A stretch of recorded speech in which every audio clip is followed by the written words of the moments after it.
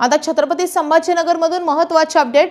जिल्हा परिषद पंचायत समिती निवडणुकीसाठी अर्ज भरण्यासाठी प्रचंड गर्दी झालेली आहे। शासकीय तंत्रनिकेतन इथे जिल्हा परिषद निवडणुकीसाठी अर्ज दाखल केले जात आहेत आणि अर्ज भरण्यासाठी आजचा शेवटचा दिवस आहे।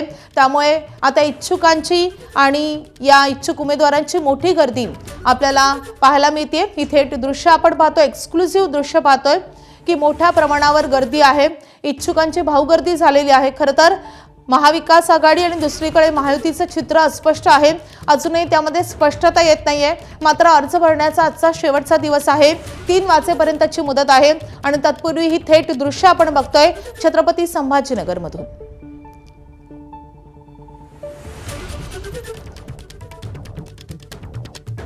छत्रपती संभाजीनगरमध्ये शासकीय तंत्रनिकेतनमध्ये हे अर्ज स्वीकारले जात आहेत आणि शेवटच्या दिवशी इतक्या मोठ्या संख्येने आता हे अर्ज दाखल केले जात आहेत आणि त्यासाठी प्रशासनही सज्ज आहे। आज उमेदवारी अर्ज भरण्यासाठी शेवटचा दिवस आहे आणि शेवटचे काही तास शिल्लक आहेत, त्यामुळे अशा रीतीने अर्ज भरण्यासाठी मोठ्या प्रमाणावर इच्छुक दाखल झाले।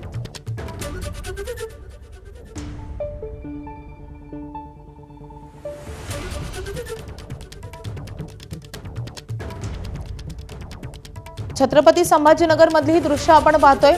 उमेदवारी अर्ज दाखल करण्यासाठी इच्छुकांची गर्दी आहे ती प्रचंड आपल्याला पाहायला मिळते।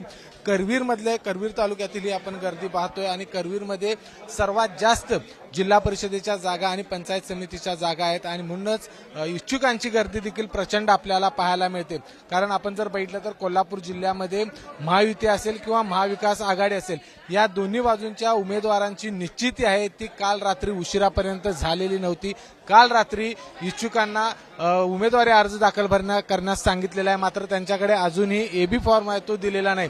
त्यामुळे अंतिम क्षणी सगळ्यांची नाराजी दूर करून जो कोणी नेत्यांनी उमेदवार देणार आहेत त्यालाच या ठिकाणी एबी फॉर्म आहे तो दिला जाणार आहे। आणि म्हणून जर आपण बघितलं तर कालपर्यंतची जर आकडेवारी आपण बघितलं तर कोल्हापूर जिल्हा परिषदेसाठी जवळपास 249 इच्छुकांनी उमेदवारी अर्ज दाखल केलेले आहेत आणि जिल्हा पंचायत समितीसाठी 303 इच्छुकांनी उमेदवारी अर्ज दाखल केले आहेत। करवीर तालुक्यामध्ये सर्वात जास्त जिल्हा परिषदेच्या जागा आहेत, त्याच्यानंतर हातकणंगलेमध्ये आहेत, त्याच्यानंतर या ठिकाणी आपण जर बघितलं तर शिरोळ तालुक्यामध्ये सर्वाधिक जागा आहेत ते आपल्याला पाहायला मिळतात। त्यामुळे महानगरपालिका निवडणुकीनंतर आता जिल्हा परिषदेवरती कोणत्या पक्षाचा झेंडा या ठिकाणी फडकणार आहे हे पाहणं खूप महत्त्वाचं असणार आहे। कारण उद्यापासून सगळे जे इच्छुक उमेदवार आहेत ते कामाला लागणार आहेत। 7 तारखेपर्यंत या जी नेत्यांची डोकेदुखी बनलेली आहे त्यांना कसं काय समजावून सांगितलं जातं हे पाहणं देखील खूप महत्त्वाचं असेल।